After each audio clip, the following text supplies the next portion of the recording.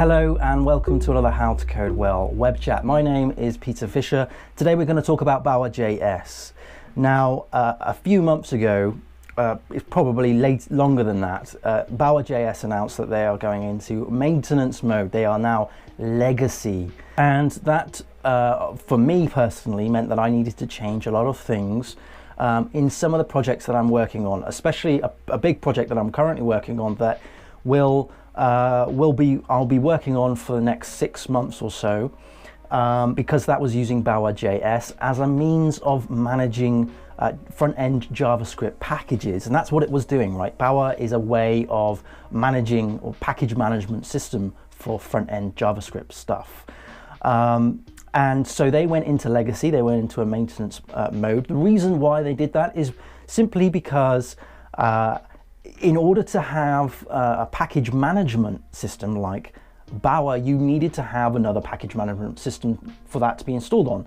So the first thing you need to do when you install Bower is install npm, and then you install Bower through npm. Now npm is a package management system.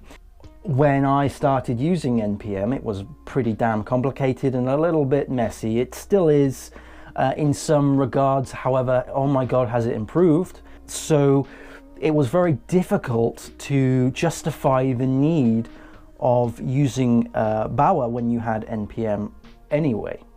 And so the logical conclusion was, well, you know, for future projects, let's just use npm, or let's use other things, Yarn, WebPack and so forth as well. I'm imagining it was a tough decision, psychologically a tough decision.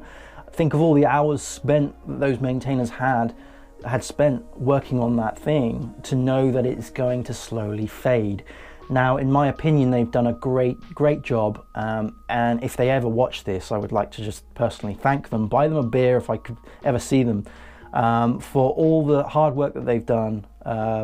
I've certainly used Bowerjs a lot previously in previous projects, but I took the decision after discovering that they went down decided to go legacy, to just uninstall Bower and just use npm. npm, like I said, has recently been upgraded, and it's getting better. It's getting better. It's not where perhaps I would like it to be, but it's getting better. And it just means that you're removing a dependency. If a dependency of a package management system is a package management system, then you've got to ask some questions, right? And especially if the package management system that your package management system relies on is starting to get better, more user-friendly, faster, then it makes sense, right? It makes sense. So my first thought when I did this change from taking Bower out was, this is unexpected and this is going to take time. Well, actually, it didn't take a lot of time to do. And I used that as an opportunity to review the dependencies that the front-end system was using. And I recommend you do that. If you're looking to remove Bower and just use something else, then I recommend you use that time to review the dependencies that you're using. And I was able to remove some, or improve some, upgrade some, do a little bit of housekeeping. And also, it was just a way of removing some technical debt, you know? It's nice to know that you're removing things from your application, making the application leaner, faster, lighter, but at the same time, still keeping the level of standard, if you will, in your application, you know, making it easier to use and stuff like that. So if you're working on a project that isn't live yet, okay, and you're still using Bower, then make sure that you just discuss removing it, because Bower is legacy. Yes, it's maintained. I'm not going to say Bower is dead, because it's not dead. It's being maintained, but it's in a legacy sort of mode, if you will. But you need to think about the application that you're working on, the project that you're working on. It's not legacy. obviously, because you're still developing it, and therefore you need to have non-legacy packages. And if the package management system that you're using is legacy, then that's a bit of a problem.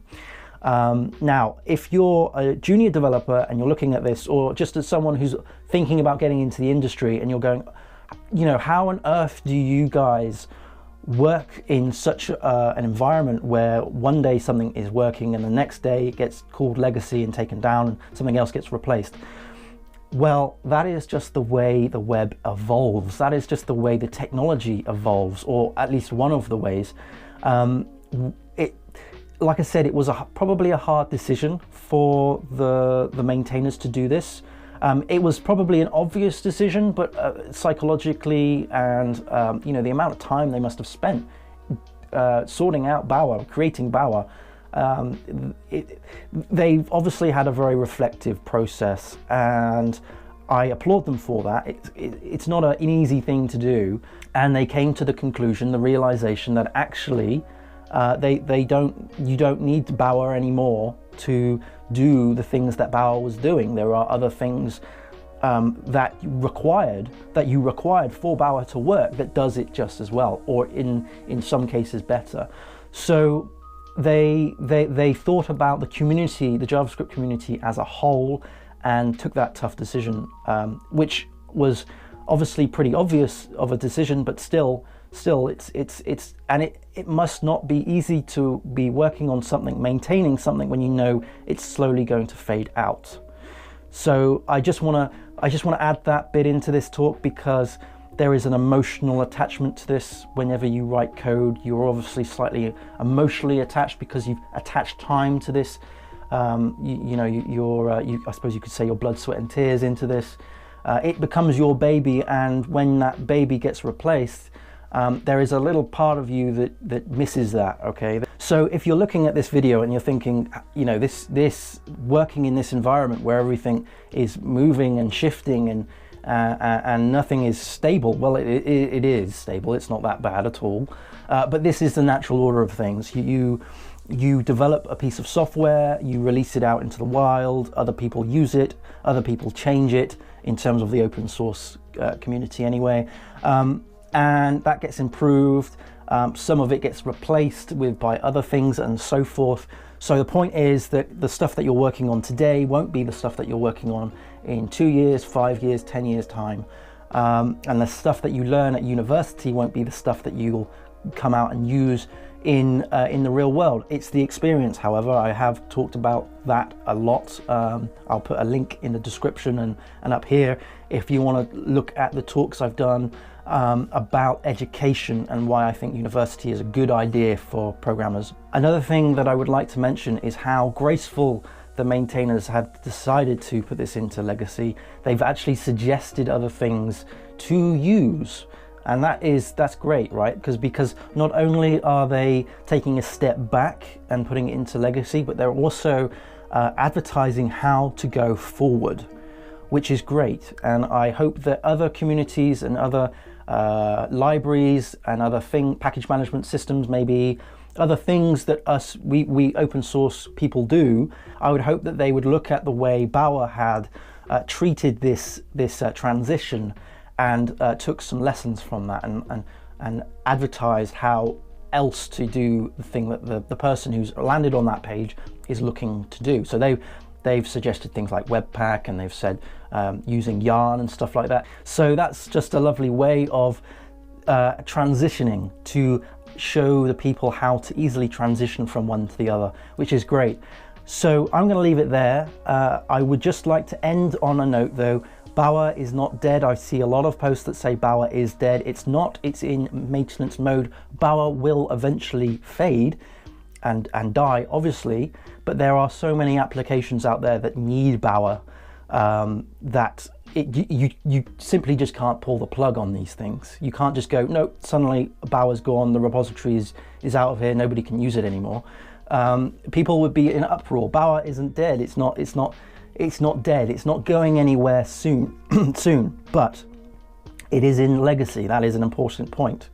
So I'm not going to clickbait this by saying Bower is dead, but I'm going to leave it there. I'll be interested to hear from you if you are using Bower and you didn't realize that this was happening, and your thoughts on how to proceed with your project. If you need a hand, then give me a shout.